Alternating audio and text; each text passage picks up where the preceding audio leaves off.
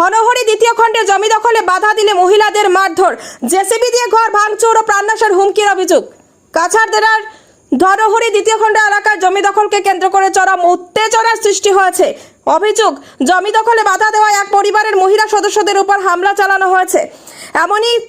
এমনকি JCB machine এনে ঘরবাড়ি ও গাছপালা ভাঙচুর করে জোরপূর্বক জমি দখলের চেষ্টাও চালানো হয়েছে।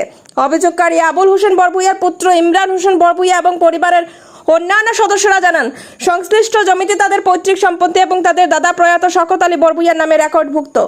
আজ সকালে হঠাৎ করে ফারুক হোসেন বরভুইয়া, বক্তার হোসেন বরভুইয়া ও আক্তার হোসেন বরভুইয়া সহ কয়েকজন ব্যক্তি জেসিবি মেশিন নিয়ে এসে তাদের জমির বাঁশের বেড়া, গাছপালা এবং ঘরবাড়ি ভেঙে দেয়। এরপর সেখানে স্থায়ী নির্মাণের চেষ্টা চালানো হয়। পরিবারের অভিযোগ, পরিস্থিতির ভিডিও করতে গেলে অভিযুক্তরা ঘরে ঢুকে মহিলা সদস্যদের উপর শারীরিক হামলা চালায় এবং প্রাণনাশের হুমকি দেয়। ঘটনার পরপরই পরিবারটি সোনাই থানায় লিখিত অভিযোগ দায়ের করেছে। সাংবাদিক সম্মেলনে তারা জানান, বর্তমানে তারা মারাত্মক নিরাপত্তাহীনতায় ভুগছেন। এই অবস্থায় তারা অসমের মুখ্যমন্ত্রী, পুলিশ প্রশাসন ও জেলা প্রশাসনের কাছে হস্তক্ষেপ কামনা করে দুষ্কৃতীদের বিরুদ্ধে উপযুক্ত শাস্তি ও পরিবারের নিরাপত্তা নিশ্চিত করার দাবি তুলেছেন। ঘটনাটিকে কেন্দ্র করে ধনহরি দ্বিতীয় খণ্ড এলাকায় ব্যাপক চাঞ্চল্য ছড়িয়েছে।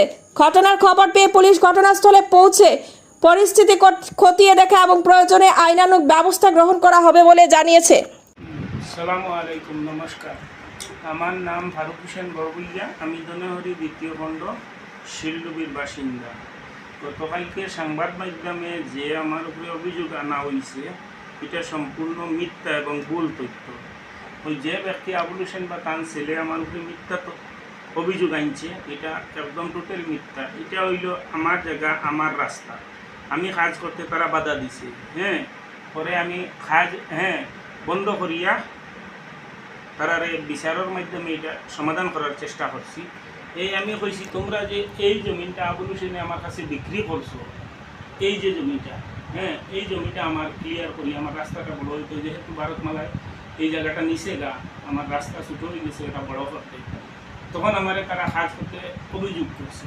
তারপরে আমি কাজ বন্ধ করছি, তবু গিয়ে তারা আমার উপরে আবার কেস করছে।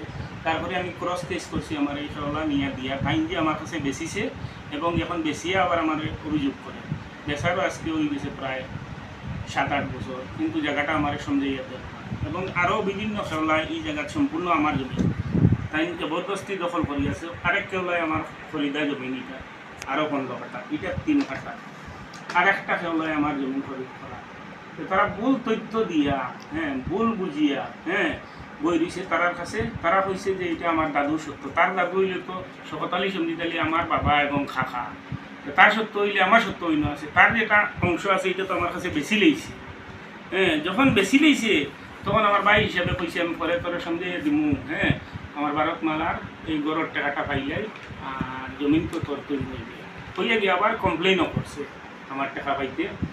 তখন আমিও তার টাকা পাইতে কমপ্লেন করছি, এটা কেস চলে এবং আমার খেলা সকলে আমি কোর্টের কেস চলে।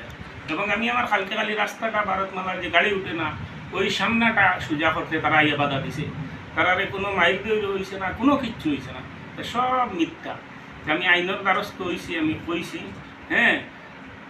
আইনের কাছে আমার অনুরোধ যে এটা আমার যদি ঠিক দলিল সঠিক থাকিয়া থাকে, আপনারা উপযুক্ত বিচার করিয়া আমার এটা দেখিয়ে দিলাম, বাস ওটাও আমার বক্তব্য। আর সব গিয়া ভুল, মিশা এবং সব মিথ্যা, ওটা বলি আমার বক্তব্য শেষ।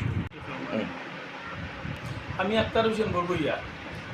আমার বাবার নাম লেক সঞ্জিত আলী বরভুইয়া, ধনহরি পার্ট 2 আমার বাসভবন।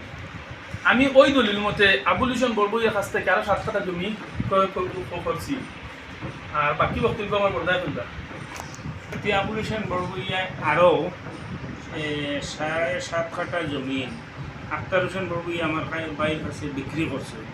তাই সম্পূর্ণ জমিন থেকে তাই বেশি জমিন বেচিছে।